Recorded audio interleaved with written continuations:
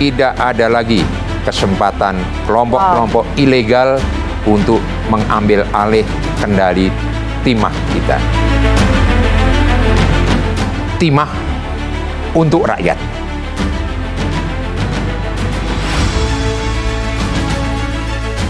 Assalamualaikum warahmatullahi wabarakatuh. Selamat malam pemirsa, dan menyaksikan One on One bersama saya Maria Assegaf.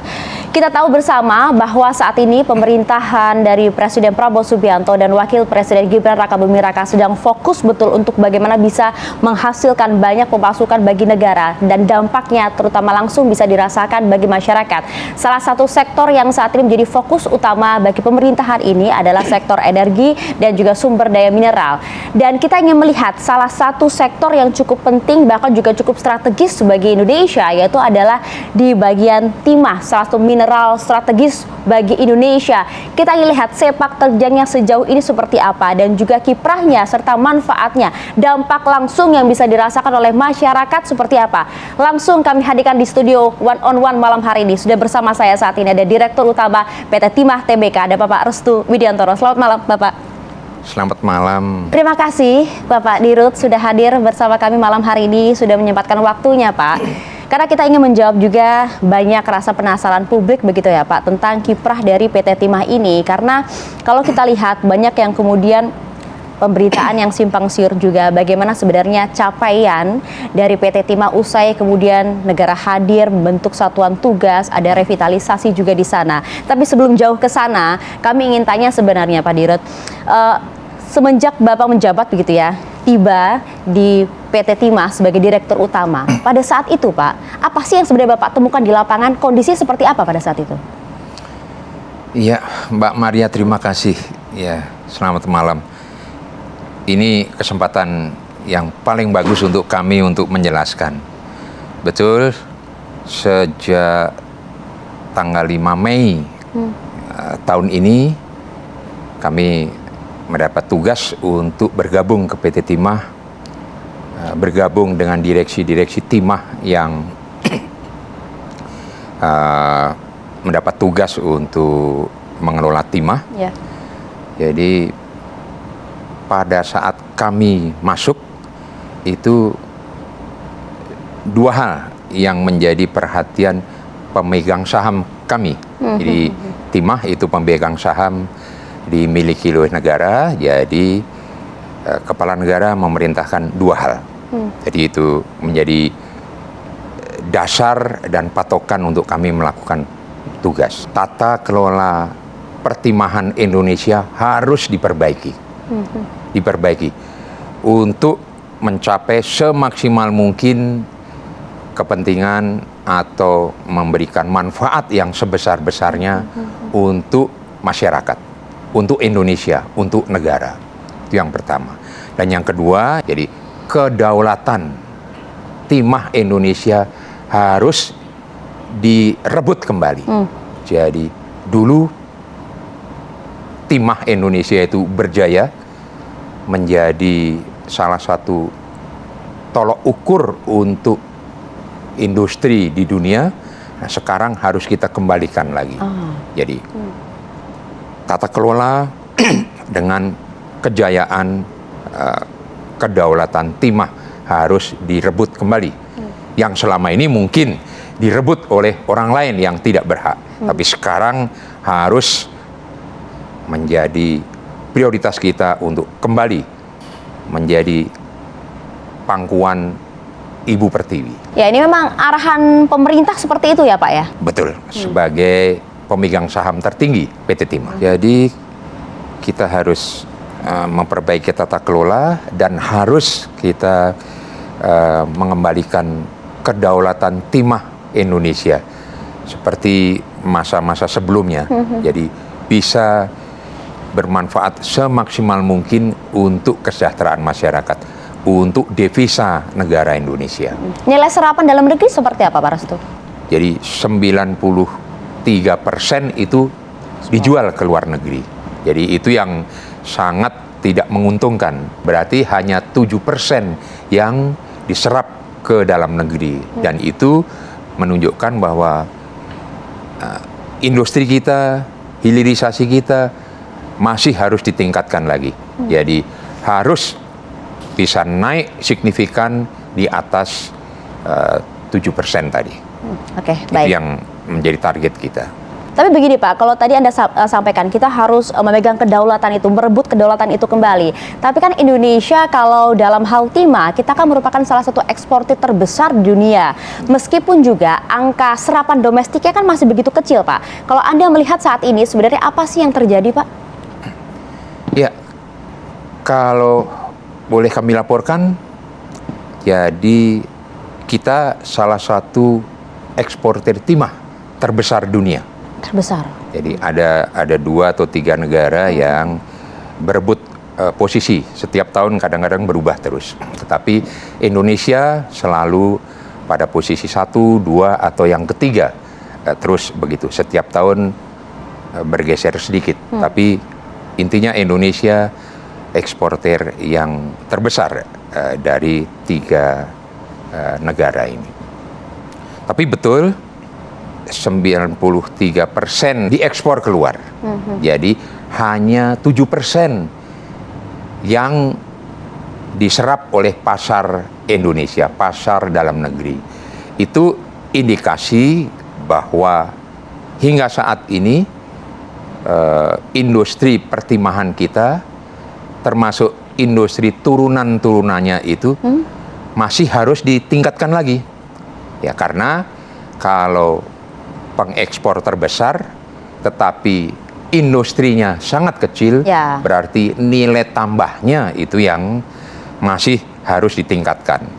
Sayang kalau hasil bumi kita yang disediakan oleh Tuhan itu hanya kita kelola dan kita jual hasil buminya saja, tetapi tidak mendapatkan nilai tambah yang harusnya sangat penting untuk meningkatkan kesejahteraan masyarakat kita. Hilirisasi itu kan yang dimaksud oleh Pak Prabowo ya. Hilirisasi. Jadi itu yang paling penting, bahwa sudah tidak boleh lagi kita menjual bahan mentah, mineral mentah.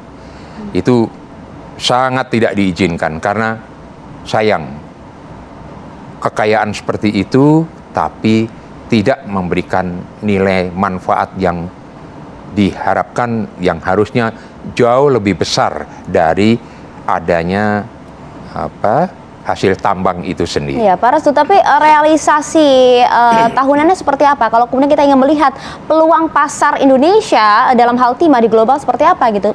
Ya, Setahun untuk terakhir. realisasi saat ini, pasar kita atau Indonesia itu menjadi tujuan dari negara-negara lain yang mempunyai industri yang cukup maju. Di dalam catatan kami itu 65% itu dijual ke pasar Asia, artinya diserap oleh pasar-pasar industri di Asia. Jadi industri Asia itu sangat besar, 65% itu timah kita diserap ke sana. Yang harus kita tingkatkan adalah kemampuan industri kita supaya serapan dalam negeri Indonesia bisa makin besar. Mudah-mudahan tahun ini kita bisa naik menjadi antara 15 atau menuju ke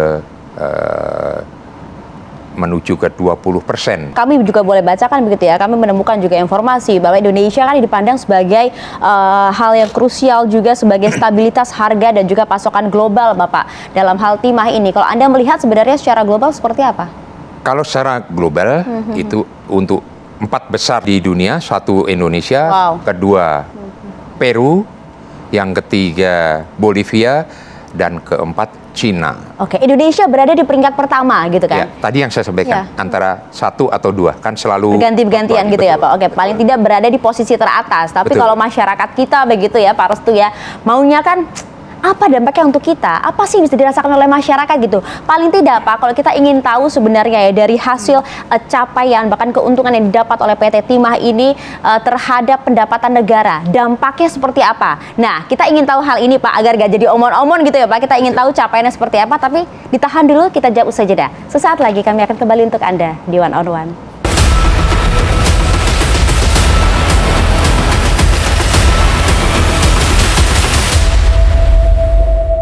Oke, nah kembali di One on One pemirsa, masih bersama saya saat ini ada Pak Restu, Direktur Utama dari PT Timah Tbk. Pak Restu, kita mau fakta, masyarakat inginkan data pasti Pak, tidak hanya omong-omong saja. Sebenarnya kontribusi PT Timah ini terhadap pendapatan negara seperti apa? Ini yang hal kedua yang ingin saya sampaikan. Yang pertama, harus ditingkatkan kontribusi PT Timah kepada negara.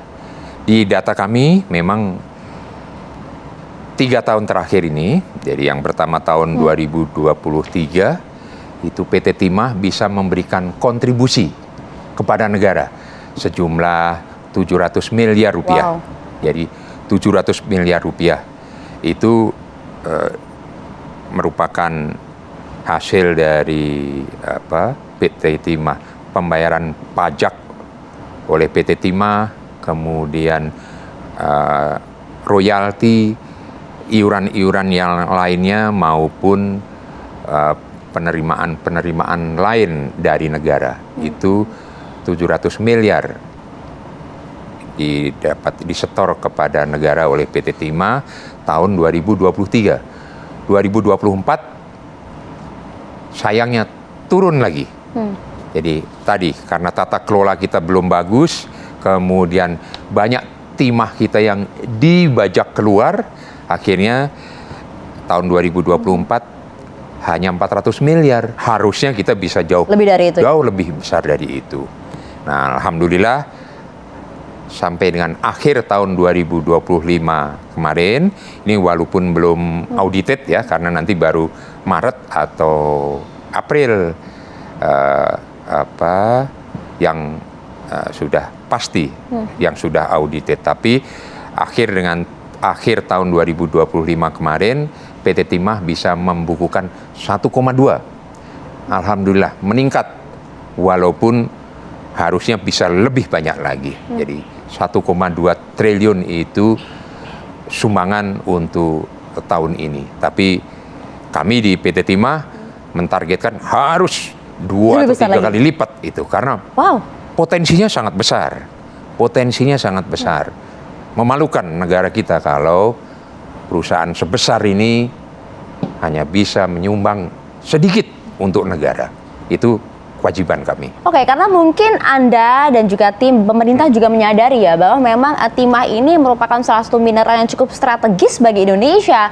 Meskipun memang kalau kita lihat tadi nilai ekspornya cukup besar, serapannya cukup kecil begitu Pak. Tapi kalau kita melihat sekarang, apa sih yang sudah dilakukan untuk bisa mencapai target-target itu? Bahkan tadi targetkan 2 hingga 3 kali lipat loh bahkan ya pendapatan negara. Jadi tahun 2023 itu pemerintah melalui Kementerian ESDM itu mencanangkan dan mengeluarkan ketentuan bahwa timah itu adalah mineral kritis dan strategis. Ya, kritis. Itu yang diputuskan oleh pemerintah tahun 2023. Kritis strategis artinya kritis itu jumlahnya sedikit, jumlahnya terbatas. Sama dengan produk-produk pertambangan lain, tidak bisa diperbaharui. Dan strategis, sejak lama kita menyadari bahwa timah, itu mineral timah, itu dibutuhkan seluruh dunia. Industri bentuk apapun itu membutuhkan timah. Di industri di seluruh dunia. Dari yang paling ringan, industri kaleng atau industri-industri ringan, sampai industri mobile phone, mobil listrik, bahkan yang sampai tetapi teknologinya belum kita dapatkan, sampai untuk tenaga yang tenaga nuklir. Jadi terbukti selama ini berapapun timah yang kita lepas ke luar negeri, ke dunia, itu terserap dengan cepat, dengan harga yang cukup baik. Tinggal kita bagaimana mengelola, jangan dihabiskan dalam waktu cepat tanpa mendapatkan nilai tambah yang paling besar.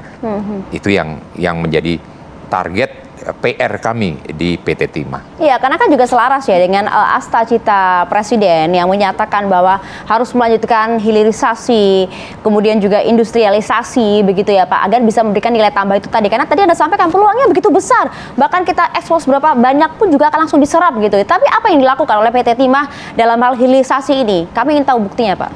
Sesuai dengan arahan Presiden bahwa Kabinet Presiden Prabowo Subianto itu sudah mencanangkan dalam Astacita, ya Astacita yang kelima, itu bahwa pemerintah dalam hal ini kami pelaksananya PT Timah itu harus melanjutkan hilirisasi dan industrialisasi untuk mendapatkan nilai tambah sebesar-besarnya. Kalau saat ini alhamdulillah PT Timah itu sudah mempunyai anak perusahaan PT Timah yang bergerak dalam bidang hilirisasi produk-produk timah. Jadi kami punya anak perusahaan namanya PT Timah Industri yang lokasinya di Cilegon, memproduksi produk-produk hilirisasi timah. Baik dalam bentuk solder timah, kemudian tin stabilizer, dan juga tin chemical. Iya Pak, tapi kan begini ya, masalah klasik lah kalau kita tanya soal hilirisasi, mengapa kemudian capaiannya belum begitu pesat begitu ya, alasannya adalah teknologi, kemudian belum lagi sedang proses pemetaan nanti hasil jadi seperti apa. Tapi kalau di PT Timah sendiri sebenarnya tantangan yang dihadapi di lapangan apa? Tantangan yang paling utama di kami adalah bisa mendapatkan produk yang laku di pasar dan diterima di seluruh dunia. Jadi kalau membuat produk yang bagus tapi tidak laku di luar itu masalah. Sama aja. Jadi itu yang pertama. Kemudian yang kedua memang harus bisa menemukan margin usaha yang bisa besar. Karena kalau untungnya sedikit sehingga tidak bermanfaat untuk peningkatan pengembangan. Yang saat ini masih kecil ya? Sangat kecil. Jadi itu yang karena kompetitor kita, negara-negara lain yang industrinya sudah jauh lebih advance, lebih maju, itu membuat kita tidak bisa maksimal bersaing. Itu yang kedua. Kemudian memang harus banyak riset yang kita lakukan, riset pasar untuk menemukan apa yang paling laku dan dibutuhkan di dunia. Itu yang kedua. Jadi yang ketiga, ada potensi kita yang paling besar, mineral REE, mineral Rare Earth Element. Di mana itu adanya Pak? Itu adanya di Bangka Belitung dan di Kepulauan Riau. Jadi mineral-mineral REE atau mineral tanah jarang atau mineral ikutan lainnya itu yang hasil sampingan atau hasil tambahan dari penambangan timah. Dan ternyata dulu disebut sebagai mineral ikutan karena hanya sedikit, tetapi ternyata nilainya jauh lebih mahal, berkali-kali lipat dari harga timah itu sendiri. Wow, tapi jadi, kita sudah punya teknologinya belum? Saya yakin jutaan insinyur Indonesia itu punya kemampuan itu. Ribuan insinyur kita sekolahnya di luar negeri. Ahli-ahli tambang kita juga ilmunya luar biasa. Yang dibutuhkan adalah harus ada yang mengorganisir supaya kemampuan-kemampuan itu bisa dikumpulkan, kemudian kita miliki ya. Dimiliki dan menjadikan produk yang bisa sangat penting karena banyak sekali yang bisa kita lakukan. Oke, dari tantangan yang Anda sampaikan, justru saya punya optimisme yang luar biasa Pak, bahwa kita sebenarnya potensinya luar biasa, hanya saja kemudian kita bisa mengeksekusi itu gitu kan. Artinya harus ada gebrakan-gebrakan dalam hal pembenahan di sektor pertimbangan nasional yang harus dilakukan. Tapi apa gebrakan-gebrakan itu? Kami minta jawabannya, kami tagih usai jeda ya Pak ya. Sesaat lagi kami akan kembali untuk Anda di One on One.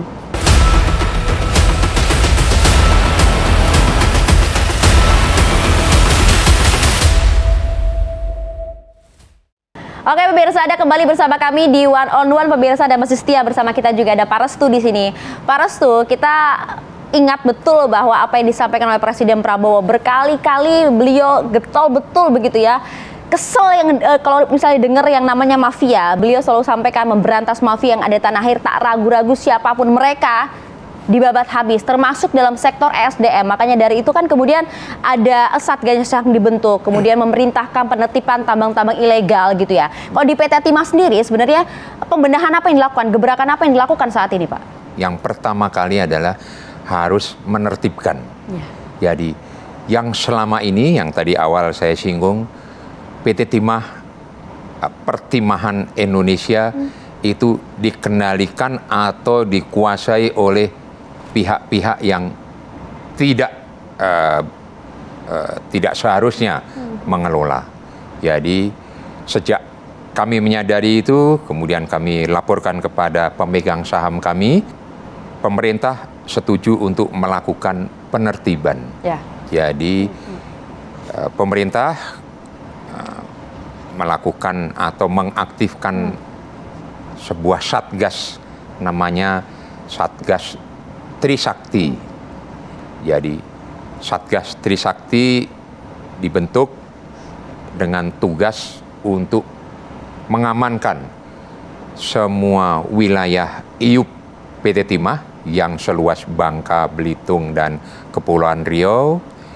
Jadi tidak boleh lagi ada timah-timah kita, timah-timah Indonesia yang bisa diperdagangkan atau dijual tanpa izin atau diselundupkan tanpa izin. Karena itu memang pangkal dari kerugian kita. Jadi kalau bisa ditertibkan, dan sekarang alhamdulillah kami sudah mulai mengarah penertiban yang tadinya kita hanya bisa mengamankan, mendapatkan timah kita hanya 20%, sudah sekarang menuju ke 50%. Jadi setengah dari timah yang selama ini hilang sudah bisa pelan-pelan kita rebut kembali, menuju ke 50%. Dan mudah-mudahan sampai dengan akhir tahun ini sudah jauh lebih besar yang timah yang bisa kita amankan.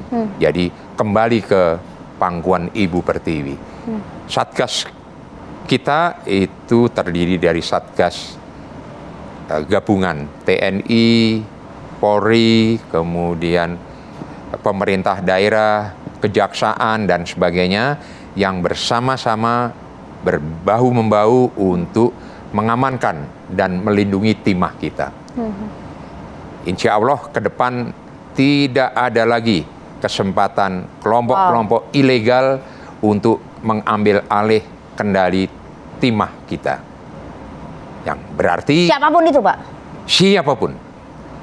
Tidak ada perkecualian. Jadi semuanya. Jadi apakah itu oknum-oknum aparat atau pemerintah daerah atau oknum PT Timah itu sendiri. Siapapun yang melakukan itu akan harus kita tumpas habis, supaya kedaulatan dan manfaat dari adanya tambang di Timah itu bisa maksimal. Ini statement Anda cukup tegas loh, Pak. Artinya Anda berani tak takut dengan siapapun melaksanakan amanat dari negara ini untuk bisa memberantas mafia yang ada, baik itu eksternal maupun juga internal di dalam PT Timah itu sendiri, begitu ya Pak ya? Karena hasilnya semua hanya untuk rakyat. Termasuk juga saya mau tanya soal ini Pak, ada pertambangan rakyat, bahkan juga ada kemitraan melalui koperasi. Ini sebenarnya apa Pak? Ya, betul. Jadi kelanjutan dari langkah-langkah penertiban tadi, jadi semua komponen masyarakat harus mendapatkan manfaat dari adanya timah di wilayah Bangka, Belitung, dan Kepulauan Riau. Masyarakat yang selama ini menambang karena dengan peralatan seadanya, tidak mengikuti ketentuan-ketentuan yang digariskan oleh pemerintah, selama ini selalu dinyatakan menjadi penambang ilegal. Nah, itu yang sangat tidak nyaman bagi siapapun. Mencari rezeki, tetapi dikejar-kejar oleh aparat. Nah, itu langkah kami yang kedua tadi setelah penertiban adalah kami melakukan legalisasi. Jadi, penambangan yang dilakukan oleh rakyat itu harus kita menjadikan penambangan yang legal. Jadi yang bisa mengikuti ketentuan-ketentuan yang berlaku. Ya, kewajiban kami di PT Timah untuk membimbing, membantu masyarakat untuk bisa mengikuti ketentuan-ketentuan yang berlaku di pemerintah kita. Sehingga masyarakat bisa menambang dengan nyaman, dengan baik, bisa mendapatkan hasil dari penambangan itu. Jadi alhamdulillah salah satu upaya utama untuk melegalisir itu adalah dengan membentuk koperasi pertimahan. Yang ini menjadi senjata utama untuk supaya masyarakat bisa menambang dengan legal. Ada target Pak, tahun ini berapa target yang kemudian alhamdulillah ini dari sebelumnya puluhan tahun kita tidak mengenal koperasi. Betul, jadi termasuk kami itu taunya koperasi itu koperasi simpan pinjam aja, betul. Jadi kalau koperasi yang kami berdayakan sekarang, alhamdulillah sudah ada 7 koperasi, jadi sebagai embrio koperasi kita, 7 koperasi yang sudah mulai bekerja sama dengan PT Timah untuk mengelola bisnis pertimahan dari hulu maupun hilir. Tapi target kami tahun ini minimal harus 100 koperasi. Sampai dengan akhir tahun ini, tahun 2026, harus ada 100 koperasi supaya masyarakat yang mengelola koperasi bisa mendapatkan manfaat. Kalau 100 koperasi, hitungan kami tiap koperasi itu 100 anggota, berarti ada 10.000 masyarakat yang sudah bisa mendapat rezeki secara legal di dalam masyarakat yang mengelola timah. Dan 100 koperasi ini mudah-mudahan nanti berkembang terus. Karena target pemerintah, kalau di Indonesia kan, kalau tidak salah yang dicanangkan oleh pemerintah itu 200.000 koperasi yang harus dikembangkan. Kami sekarang baru 7, tahun ini 100 dan mudah-mudahan bisa naik. Dan itu lonjatan yang sangat luar biasa. Iya, itu kan juga memang lompatan yang cukup optimis ya Pak ya, kalau kita bisa bilang dari 7 menjadi 100 target koperasinya. Artinya kan kami paham betul niatan pemerintah bahwa ingin agar masyarakat kita betul-betul bisa merasakan begitu ya, menikmati hasil dari kekayaan bumi kita. Tapi kan harus ada tata kelola yang baik, tata kelola yang lebih sehat lagi dan juga berkelanjutan di PT Timah. Nah, apa yang dilakukan untuk itu? Iya, betul. Jadi yang tadi pertama kami laporkan, jadi melegalkan penambangan rakyat. Itu langkah pertama. Karena kalau masyarakat yang berusaha menambang untuk kebutuhan hidupnya, tetapi tidak dilegalkan, tidak ketemu caranya supaya menjadi legal, malah ditangkap. Itu masalah, malah tidak akan mendapatkan hasil apapun. Jadi melegalkan, dan salah satunya melalui koperasi. Sehingga kalau koperasi sudah mulai bisa bekerja, itu bisa membuat kenyamanan, masyarakat bisa bekerja dengan baik. Itu yang pertama. Yang langkah kedua adalah, ini paralel sebenarnya ya, jadi tidak satu persatu tapi bersama-sama. Langkah kedua adalah melakukan pengamanan IUP, izin usaha pertambangan di PT Timah. IUP kita itu seluas wilayah Provinsi Bangka Belitung. Seluruhan. Yang selama ini jauh dari aman yang tadi saya laporkan. Ya, Sangat digerogoti dari luar, dari dalam, dari atas, dari bawah semuanya. Termasuk dari dalam sendiri. Itu yang mau dirubah ya Pak ya? Ya, itu yang harus kita perbaiki. Jadi paling tidak kita nyatakan aman IUP kita itu kalau 50% dari wilayah IUP seluas Bangka Belitung itu harus bisa diamankan. Ya. Selama ini kemampuan pengamanan IUP kita itu hanya 20%. Masih jauh Pak. Hanya 20%, 1/5. Yang 4/5 itu tidak terjangkau pengamanannya oleh kita. Sehingga yang pertama harus kita amankan. Alhamdulillah kita pelan-pelan bisa mengamankan. Sampai dengan akhir tahun target kita ada 50% dari wilayah kita harus diamankan. Secara fisik maupun secara kemasyarakatan. Jadi tidak hanya mengerahkan kekuatan security atau satgas yang membantu kami, tapi juga berkomunikasi dengan masyarakat dalam rangka untuk melakukan penggalangan supaya lebih aman. Nah, minimal 50%, karena kalau 50% yang bisa kita amankan, otomatis produksi kita akan bisa naik. Ya, sumbangsih timah kepada negara juga bisa naik. Itu personel darat, laut semua ditambah itu ya Pak ya? Iya, betul. Secara umum kami meningkatkan kekuatan personel kami yang sebelumnya 4.000 orang, tapi kita membuat lebih efisien, jumlahnya berkurang, tetapi kemampuan untuk melakukan operasionalnya bisa meningkat. Itu yang menjadi target kami. Jadi yang ketiga, kemitraan atau kerjasama dengan mitra. Sebelumnya, sebagian besar proses penambangan selama ini dilakukan oleh mitra, bukan oleh PT Timah. Jadi sekarang kami rubah tata kelolanya bahwa sekarang PT Timah harus menambang dengan kekuatan sendiri.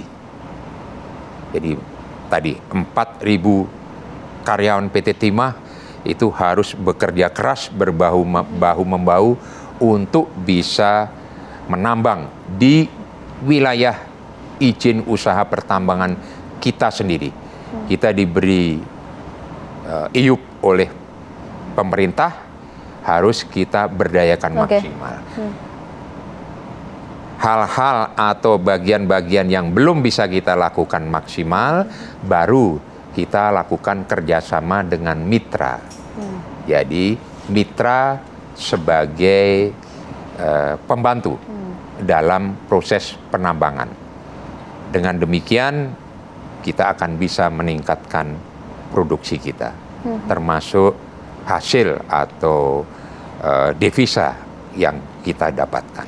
Oke, nampaknya dengan berbagai macam isu yang beredar, mungkin masalah-masalah juga yang ada terkait dengan sektor SDM kita gitu. Tapi kami melihat banyak optimisme di sini Pak. Kami ingin tahu juga apa sih program-program yang digalakan oleh PT Timah sepanjang tahun 2026 ini. Apa yang sedang digarap? Sesaat lagi ya Pak dibahas ya. Kami jeda dulu. Tetap bersama kami di One on One.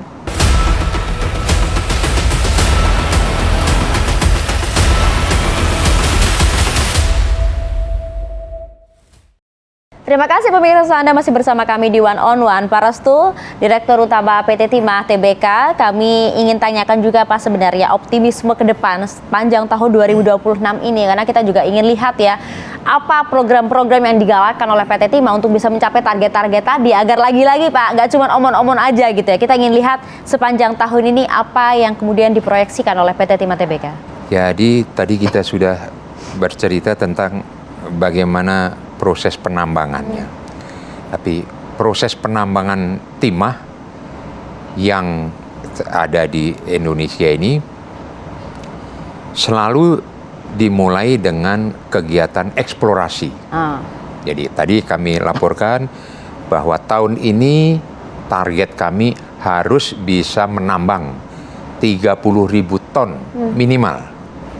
30.000 ton minimal untuk 1 tahun ini.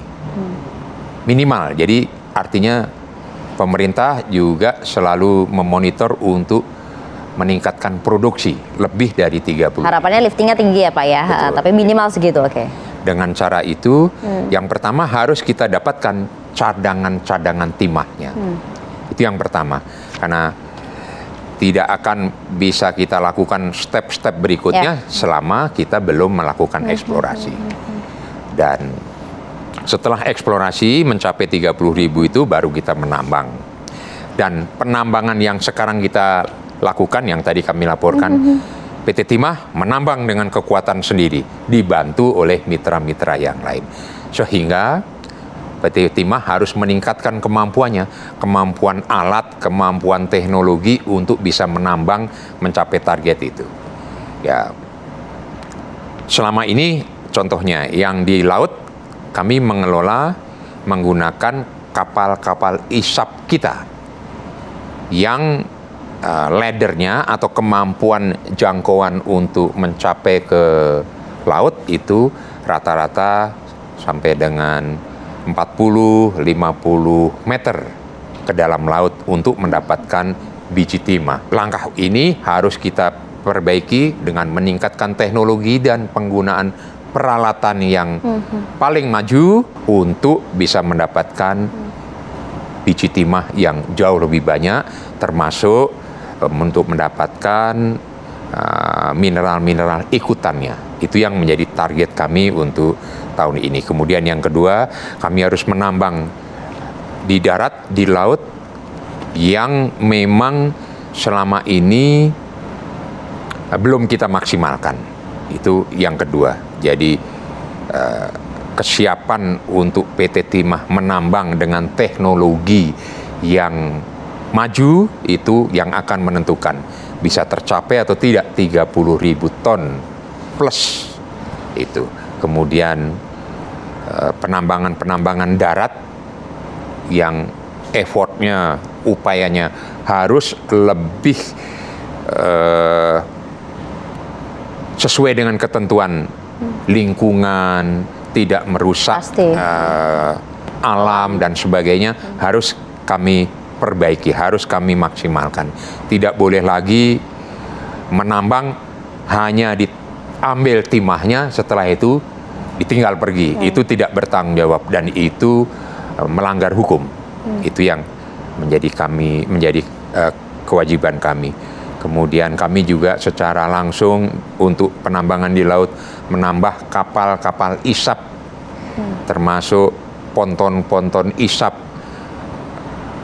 kapal keruk yang kita butuhkan untuk menambang di laut dalam dan sebagainya.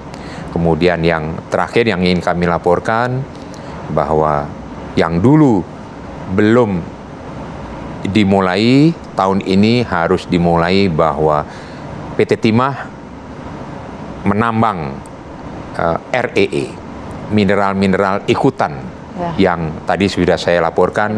Selama ini belum kita dapatkan manfaat yang maksimal. Jadi kami berusaha tahun ini mendapatkan teknologi dan peralatannya untuk bisa mulai menambang. Karena pemerintah sudah berkali-kali mengingatkan kami untuk mineral ikutannya harus segera bisa menjadi tumpuan untuk meningkatkan kesejahteraan masyarakat. Itu langkah-langkah yang saat ini kami lakukan semaksimal mungkin. Jadi memang betul-betul lagi-lagi Pak, ini tidak hanya sekedar jargon gitu ya, bahwa timah untuk rakyat, betul-betul pemerintah ingin rakyat kita gitu menikmati hasilnya langsung demi kemampuan mereka, begitu?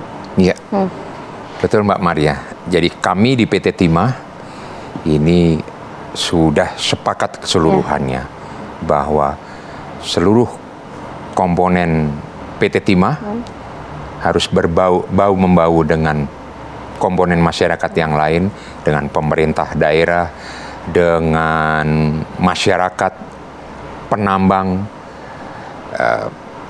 dan semuanya yang terkait dalam pengelolaan timah untuk kembali ke Undang-Undang Dasar Pasal 33 ayat 3. Bumi, air, dan kekayaan alam yang terkandung di dalamnya dikelola oleh negara dan digunakan untuk sebesar-besarnya untuk kesejahteraan masyarakat. Kami di PT Timah itu yakin timah untuk rakyat. Wow. Terima kasih. Oke, jadi memang itu tujuannya ya Pak, timah untuk rakyat. Terima kasih banyak Pak Restu. Kami titipkan amanah rakyat kepada Anda Pak, agar semua ini bisa terlaksana dengan baik. Tidak ada lagi mafia, oknum-oknum yang tidak bertanggung jawab kemudian menguasai sumber daya alam kita dan semuanya kembali kepada rakyat. Terima kasih banyak Bapak. Kami tagih nanti janji-janji Anda dalam hal realisasi di tahun ini. Terima kasih banyak sudah bersama kami Pak Restu. Terima kasih. Terima kasih. Maria. Baik. Kami akhiri One on One malam hari ini pemirsa. Saya Maria Asegaf pamit. Terima kasih. Sampai jumpa.